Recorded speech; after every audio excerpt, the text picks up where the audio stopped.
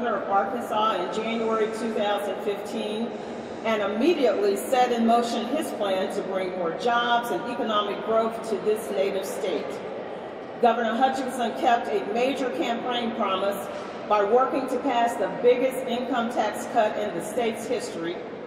His initiative to require computer coding classes in every public high school makes Arkansas a national leader and signals to businesses everywhere that our students will be prepared for the 21st century. In addition, the governor's emphasis on government efficiencies, including a hiring freeze instituted on his first day in office, have resulted in taxpayer savings and better focused state services. As part of his strategy to market Arkansas and attract more jobs and businesses to this state, Governor Hutchinson already has met with CEOs of major industries across the globe, from Silicon Valley to France, Japan, Israel, Germany, China, and Cuba. On the national stage, Governor Hutchinson has been a key leader on energy security and education. The governor is the former chairman of the Interstate Oil and Gas Compact Commission, Southern States Energy Board, and the Southern Regional Education Board.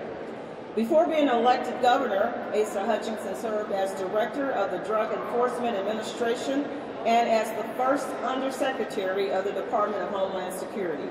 Voters in Arkansas's 3rd District also elected him to Congress 3 times.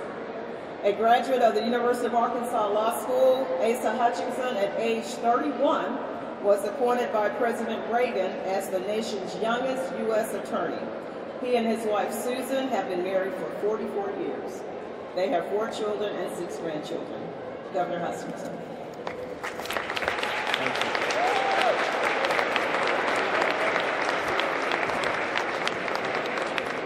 Thank you.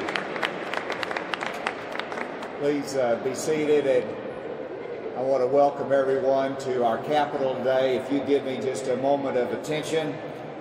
First of all, I am delighted to proclaim as governor that this is Arkansas School Choice Week.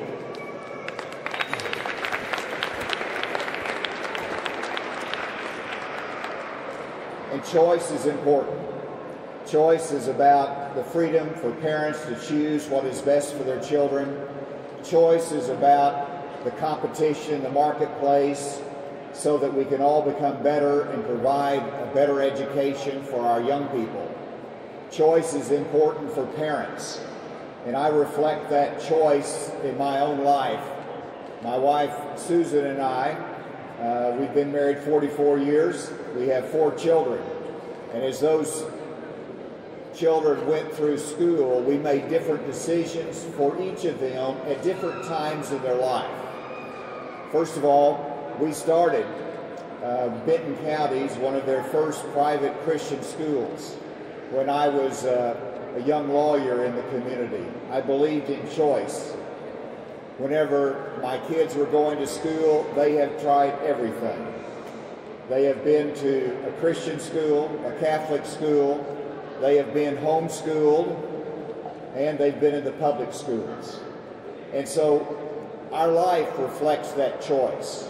And it's important for each parent to be able to say, this is what is needed for an individual child at a particular time.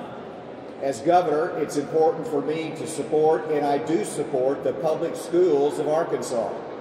And I believe that the choice environment makes them better, makes them stronger, and I encourage them to compete and be the best to attract students to their environment. And so that's an important part of the equation. But parents have the choice, they make decisions, and every child might need something different. I did want to talk about a couple of specifics today.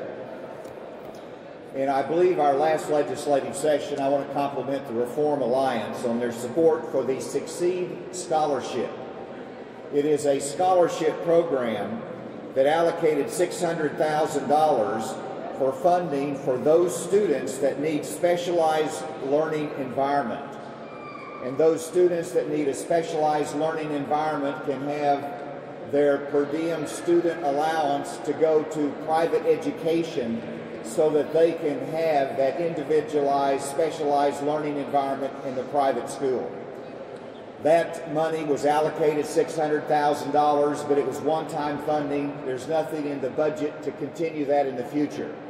I pledge to make sure that we work with the legislature to make sure that those Succeed scholarships continue to have the funding they need for the future.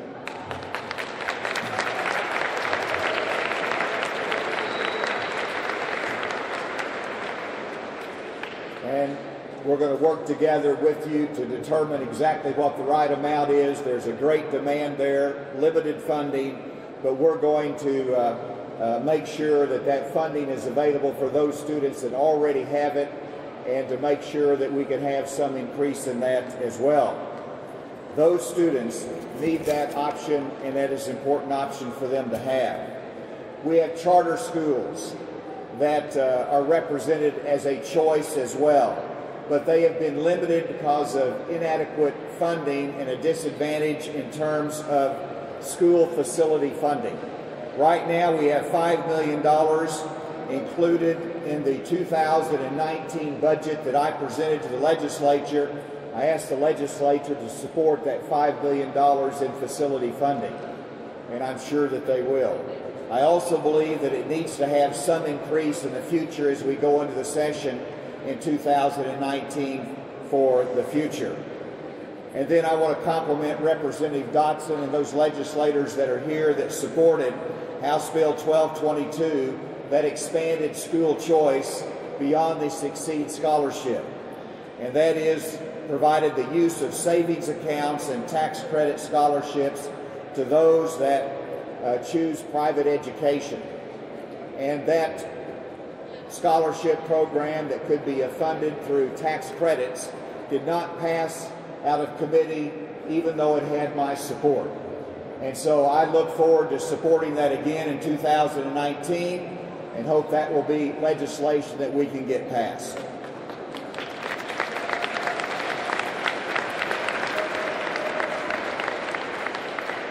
And finally, you know, in some of our rural communities in Arkansas, there's limited choice. There's not private education. There's not parochial schools.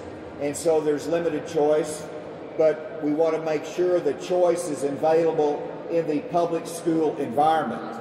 And we have had public school choice where a parent can say, I want to move my child out of a failing school and into a succeeding school. But it was limited in some areas of the state because of very old desegregation court orders. The legislature, in their wisdom, passed Senate Bill 372, sponsored by Senator Alan Clark and others, that said we want to make sure those orders are in effect before we allow them to be an exemption. We tightened up that exemption to make sure it had application today. It expands school choice, and expanding public school choice is also very important for parents of our state. So let me end by just saying choice in education is important as a matter of freedom. It is important as a matter of competition. But the end result is that choice is important for the children of our state and their abilities to succeed in the education environment. Thank you for your support today. God bless you.